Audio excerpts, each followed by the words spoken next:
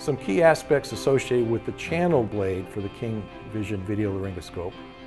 This has an 18mm mouth opening requirement, and because of the channel, no stylet is required. The channel does allow standard tracheal tubes from 6 to 8mm, and it's important to note that you are manipulating where the tube goes with the blade itself, as opposed to freehand with your right hand.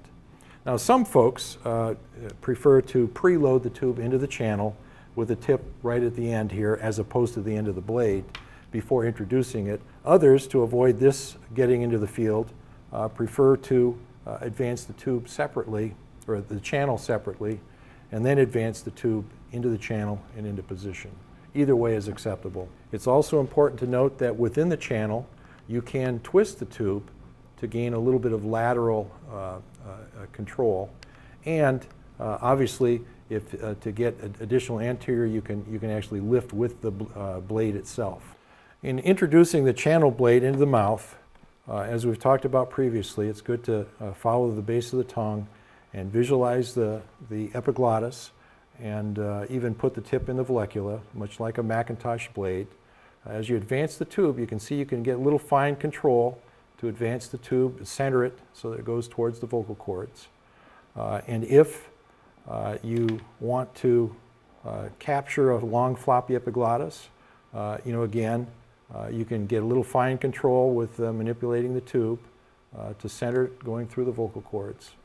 And actually, the closer you get to the vocal cords, the more likely you are to run into the right border or the right arytenoid. And if that's the case, then what you're going to have to do is retract the tube, and you'll have to twist it even further to the left to advance it into the laryngeal vestibule, and then rotate it back to the normal position to advance it into the trachea. For an extremely anterior larynx, we've actually seen another technique that can be used, that if you can't, for whatever reason, lifting, manipulating with the tube, you just can't get the tube to enter the laryngeal inlet. You just need a little bit more anterior deflection. You can actually use a bougie with the coude tip angled anteriorly within the tube,